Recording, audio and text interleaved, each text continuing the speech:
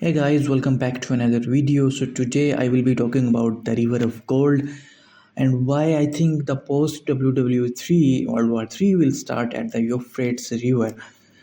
The Let me tell you the significance of Euphrates River first of all, which is the drying river nowadays. For thousands of years, it was the cradle of civilization. It watered the gardens of Babylon. It fed the empires of Samaria and Akkad. But today, the Euphrates is dying. NASA satellites show that since 2003, the Tigris and Euphrates basins have lost around 144 cubic kilometers of fresh water. But as the water recedes, something else is predicted to rise also. And what is that? It is the ancient prophecies speaking about the mountain of gold hidden beneath these waters. Imagine if somehow tomorrow this mountain appeared, it wouldn't be just a miracle, it would be you can say, a catalyst for the deadliest war ever in the human history.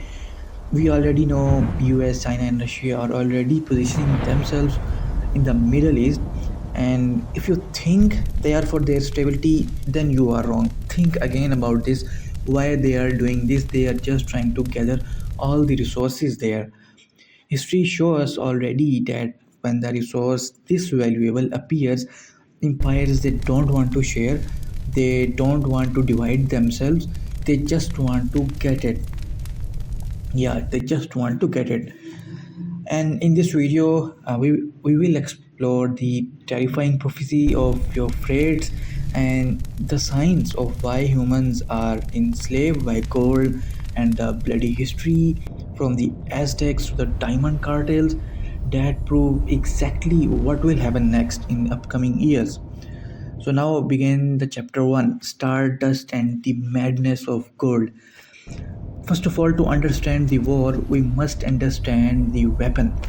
Gold is like an alien, literally. It is not from the earth crust, it was forged in the violent death of stars.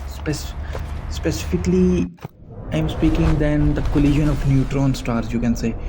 Scientifically, it is one of the perfect metal which doesn't rust, and it also conducts electricity perfectly, and it also reflects infrared light also. That is why the mirrors of James Webb telescope are coated in microscopic layers of gold, and we also use it to see the beginning of the universe. But culturally speaking, gold is a virus of the mind from the Egyptians who believe it was the flesh of the gods. Like they believe the gold was the flesh of the gods, to the modern central banks, and they're holding tons of bars. Humans have irrational attraction to this yellow metal. It is the only element that has retained value for around 5,000 years. And now, as we look to colonize Mars and the moon, gold is also becoming an industrial necessity again. You can see the electronics, then radiation shielding, specifically if we talk about the spacecraft circuitry. Gold is the key to leaving this planet Earth, which makes the stockpile on Earth even more critical. Now we will be talking about the prophecies of doom. Okay, see, the most chilling aspect of the Euphrates gold isn't the economics, it is the specific detail, the detailed warning which was left around 1400 years ago. If I talk about the Islamic eschatology, the Prophet Muhammad, peace be upon him, said, "The hour will not be established until the Euphrates uncovers a mountain of gold." See what is clearly said. But here is the terrifying part also.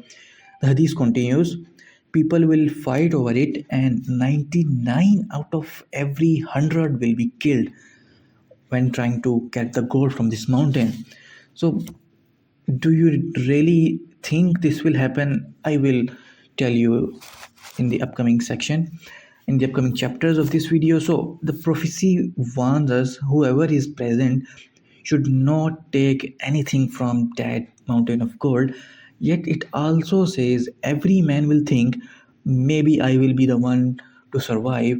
It is a prophecy about the ultimate trap of greed, power, and lust of human mind. Then this aligns disturbingly well with other faiths also. If I talk about in the book of Revelation 16, show 12, the Bible speaks of the sixth angel pouring his bowl on the great river Euphrates, and its water was dried up to prepare the way for the kings from the east. So, see, the Bible and the Islamic eschatology both talk about the Euphrates River. Then, the kings of the east in modern geopolitics, could this be to the rise of China and Russia moving into the region? We can think so, but I think there is more than this. The religious texts and the geopolitical reality are already converging around this. Now, I want to move you to chapter 3, where we will talk about the Aztec apocalypse and the La Malinche story. You might think we are civilized now, but we are not. And you also think we wouldn't kill 99% of people for gold. Let me tell you the story of the Aztecs, how one person in search of gold, for the love of gold, he eradicate all the empire. See, when Hernan Cortez arrived in Mexico, he told the Aztecs, I and my companions suffer from a disease of the heart which can only be cured only and only with gold. He wasn't joking about it. But Cortez didn't destroy the empire alone, and he had a weapon, a woman named La Malinche. And why I am talking about the La Malinche, because that's the most important figure in the history. If that La Malinche is not present, then the whole map We of must the strike world will be Montezuma different now, from while he is what we vulnerable. have now. Only then She can we was control a this land. Nahua woman, and she sold into a slavery by her own parents and people, because her parents want because her parents want his brother to be the throne, and his brother take all the heredity and all the inheritance. The Aztecs and the Mayans, she harbored a deep cold resentment. La Malinche knew the secrets of the empire, and also she knew three languages: Spanish, Aztecs, and there was one more. She knew the politics, the weakness, and the three languages. She became the Cortes lover, his translator, and also his spy. For her, it was revenge against her own parents and her own the people who enslaved her. For Cortes, do you know how she is like important for him or for his empire? For Cortes, he was like the key to the world. The Let me tell you what happens next. So, for the search of gold, the Aztec Empire Moctezuma filled a room with gold to buy his life. The Spanish took all the gold and then they murdered him anyway. They melted down thousands of years of art into just a lifeless ingots, and the entire civilization wiped out for a metal they use for decoration by men who use it for currency. So now we will talk about the diamond. So as I said in the previous chapters, how multinational companies and the world most powerful countries right now in the west and in the east are trying to gather all the resources of the world. So let's fast forward to the 19th century, and we will be going in Africa. The lust for wealth shifted from gold to carbon diamonds, and this is where the modern, you can say, corporate playbook was written. Enter Cecil Rhodes. He wanted to control the diamond supply of the whole world. But the mining of diamonds is pretty much expensive.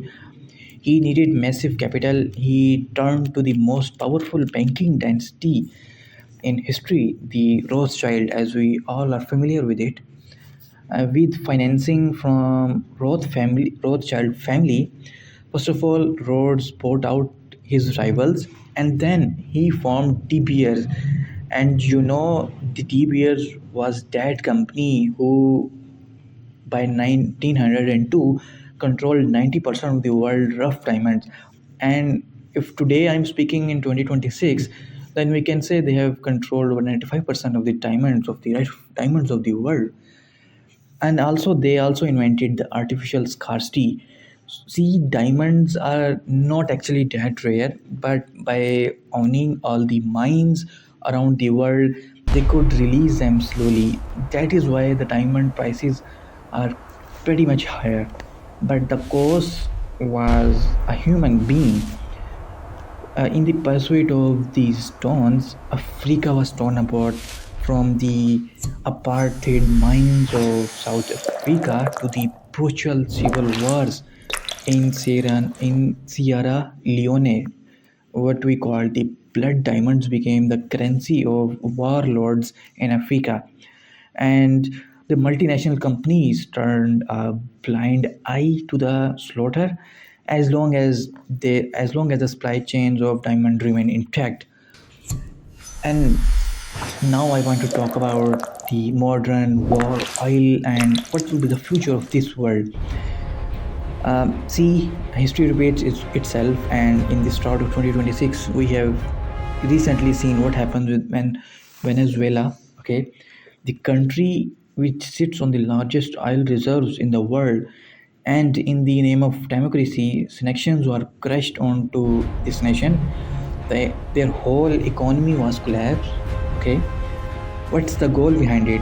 To force a regime change that would reopen those oil reserves to Western companies, and especially to the most powerful country in the West. And I know what I'm talking about, and you already get that point. So it is the same playbook as the Aztecs, just with different PR. Okay, and now bring it back to the Euphrates. If somehow a massive deposit of gold, or you can say a rare earth minerals, which are essential for the next tech revolution, is found there at the Euphrates, then the disease of the heart will return, as we have seen in the history, especially in Africa. The US will claim it protecting the region from terrorists, as we already know. China will claim it is securing its Belt and Road Initiative, and we already know that Russia will claim its historical ties with that place. So that's what I think will happen in the future. But the Hadith also says 99 out of 100 will die behind that gold. So the proficiency ends with a warning: do not take from it. Perhaps the only way to win the coming war is not to fight it, and not to get any single piece of gold from there, or you will be killed. We are a species capable of reaching the stars, yet we are still willing to burn our own home, our own homeland, our own planet for a shiny piece of metal which is not originally from this earth. It was originally from space, formed in neutrinos, in supernova. So when the Euphrates dries, we will see if we have evolved, or if we are still just consequitors in suits. So yeah, let's see what happens, and I certainly believe this will happen in upcoming 20 to 30 years, maybe, or maybe it takes 40 years, but who knows what will happen next. So yeah, that's it for today. So today we just uncover about the gold, the war behind the golds, the history, the diamond monopoly, and all that. So stay tuned for more these kind of informational videos.